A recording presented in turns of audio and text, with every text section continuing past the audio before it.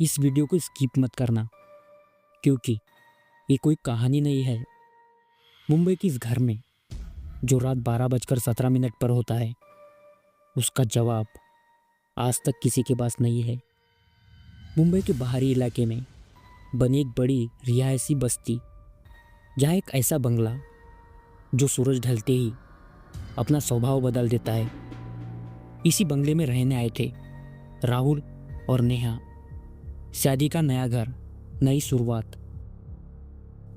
2 मंजिला बंगला, आसपास लोग रहते थे, लेकिन फिर भी ये घर अजीब तरह से अलग थलग महसूस होता था। घर के सामने एक सुंदर बगीचा था, हरी घास, फूल और बगीचे में एक झूला।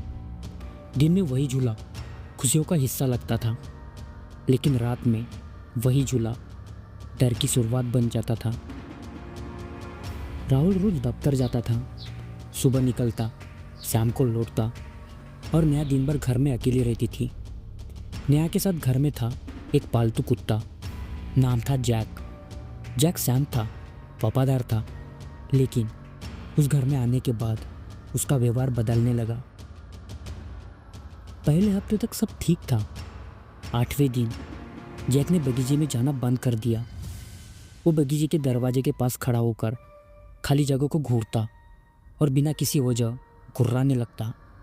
नेहा ने सोचा नया घर है, शायद डर रहा होगा, लेकिन उस रात ठीक 12:17 पर बगीचे से आवाज आई। झूले की जंजीर हिल रही थी। नेहा खिड़की तक गई। बगीचा खाली था, लेकिन झूला अपने आप हिल रहा था। न हवा थी, न कोई इंसान, फिर भी झूला हिल रहा था। और उसी पल जैक ने रोना शुरू कर दिया। भौंकना नहीं, रोना, जैसे उसे पहले से ही सब पता हो। इसके बाद हर रात एक ही क्रम दोहराया जाने लगा। 12:10 झूला हिलता, 12:15 जैक बेचैन, 12:30 पर ऊपर वाले कमरे से आवाज।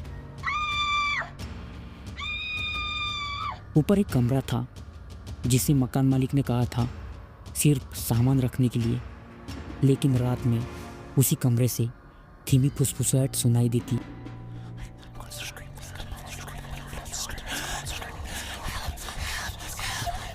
आवाज आती, तुम यहाँ क्यों आए हो? आवाज किसी आदमी की नहीं थी, वो आवाज एक औरत की थी। नेहा ने कई बार राहुल को बताया, लेकिन उसे लगा ये सिर्फ डर का वहम है। डर समझाया नहीं जाता, डर महसूस किया जाता है। एक दिन पड़ोस में रहने वाली एक बूढ़ी औरत ने नेहा से पूछा, रात को ऊपर वाला कमरा खुला रखते हो क्या? नेहा चौंक गई, क्योंकि वो कमरा हमेशा बंद रहता था। बूढ़ी औरत ने धीरे से कहा, वो कमरा अकेला नहीं रहता।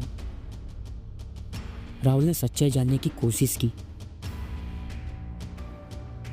पता चला 10 साल पहले इसी घर में एक परिवार रहता था, पति पत्नी और उनका एक छोटा बच्चा।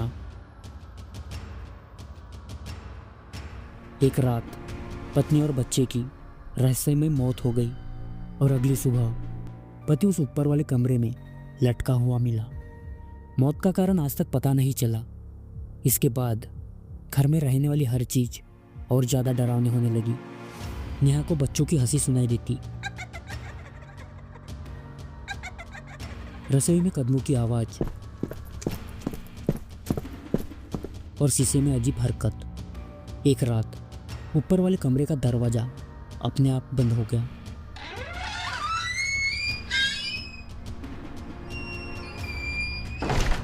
और अंदर से आवाज आई, ये घर हमारा है। जैक ने खाना छोड़ दिया, पानी भी नहीं पिया, और उसी दरवाजे के सामने बैठा रहा, जैसे वो किसी को रोक रहा हो या किसी से चेतावनी दे रहा हो। उस रात राहुल देर से आने वाला था। नेहा घर में अकेली थी। रात 12:40। अचानक बत्ती चली गई, पूरे घर में अंधेरा, और तभी ऊपर से सीढ़ियों पर किसी की कदमों की आवाज़, भारी कदम, जैसे कोई बोझ उठाकर उतर रहा हो। तभी जैक जोर से भौंका, और अगले ही पल सब कुछ शांत। नेहा ने नीचे देखा, जैक जमीन पर पड़ा था और सामने शीशे में उसके पीछे कोई खड़ा था। चेहरा साफ नहीं था, लेकिन आंखें सीधे नेहा को देख रही थी। और फिर वो आकृति धीरे धीरे शीशे के अंदर समा गई। सुबह पड़ोसियों ने पुलिस को बुलाया। नेहा बेहोश थी और जैक मरा हुआ। राहुल ने उसी दिन बंगला छोड़ दिया। आज भी वो घर बंद है, लेकिन लोग कहते हैं रात को 12 बजते ही बगीचे का झूला अपने आप हिलने लगता है और ऊपर वाले कमरे से कदमों की आवाज़ आती है। अगर आप भी उस इलाके में रहते हो तो कमेंट करो। तो एक ही मुंबई की कहानी। अगर आपके साथ भी ऐसा कुछ रियल इंसिडेंस हुआ हो तो आप हमें ईमेल कर सकते हो या इंस्टाग्राम पर डीएम कर सकते हो। मिलते हैं नेक्स्ट वीडियो में।